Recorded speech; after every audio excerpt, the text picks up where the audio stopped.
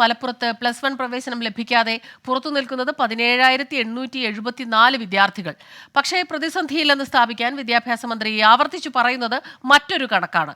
നല്ല മാർക്കുണ്ടായിട്ടും ഇഷ്ടപ്പെട്ട വിഷയവും സ്കൂളും ലഭിക്കാതെ മാറി നിൽക്കേണ്ടി വന്ന വിദ്യാർത്ഥികളെ പരിഗണിച്ചില്ല എന്നതാണ് മന്ത്രിയുടെ കണക്കിലെ പൊരുത്തക്കേട്.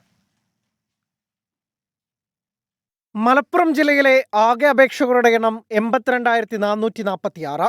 എന്നാൽ മന്ത്രിയുടെ കണക്കിലുള്ളത് 74,860 വിദ്യാർത്ഥികൾ മാത്രം.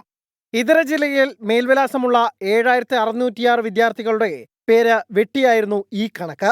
അലോട്ട്മെന്റിൽ ഇഷ്ടവിഷയമോ വിദ്യാലയമോ ലഭിക്കാത്തതിനാൽ പ്രവേശനം നേടാത്ത വിദ്യാർത്ഥികളെ പട്ടികയിൽ നിന്ന് വെട്ടിയായിരുന്നു കഴിഞ്ഞ ദിവസത്തെ മന്ത്രിയുടെ വാർത്താ സമ്മേളനം. എന്നാൽ പിന്നീടത് തിരുത്തി. അലോട്ട്മെന്റ് ലഭിച്ചിട്ടും പ്രവേശനം നേടാത്ത 11,546 പേരിൽ 4,492 പേർ വിവിധയിടങ്ങളിൽ പ്രവേശനം നേടിയതായി മന്ത്രി വ്യക്തമാക്കി. പക്ഷേ ബാക്കിയുള്ള 7,054 വിദ്യാർത്ഥികളെ മന്ത്രി വീണ്ടും വെട്ടി. അവരുടെ എണ്ണം കുറച്ചാണ് മന്ത്രിയുടെ കണക്കുകൂട്ടൽ. ഇത്തരത്തിൽ തന്ത്രപൂർവ്വം കൂട്ടിയും കുറച്ചുമുള്ള കണക്കുകളാണ് തുടർച്ചയായി വിദ്യാഭ്യാസ മന്ത്രി നിയമസഭയിലും മാധ്യമങ്ങൾക്ക് മുന്നിലും അവതരിപ്പിക്കുന്നത്. സങ്കടമുണ്ട്. കാരണം എൻ്റെ ഒപ്പം പഠിച്ച കുട്ടികളൊക്കെ ഇന്ന് മുതൽ സ്കൂളിൽ പോയി തുടങ്ങിയിട്ടുണ്ട്. പക്ഷേ ഞാൻ അവർ സ്കൂളിൽ പോണത് നോക്കിയാണ്ട് ഞാൻ വീട്ടിലിരിക്കേണ്ട അവസ്ഥയാണ്. പഠിക്കാനുള്ള സാഹചര്യം ഞാൻ കഷ്ടപ്പെട്ട് പഠിച്ചതാണ്.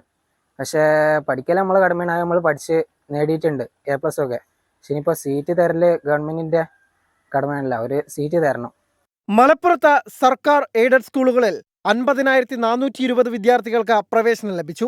ഇനിയും 27,694 വിദ്യാർത്ഥികൾ പ്രവേശനം ലഭിക്കാതെ പുറത്താണ്.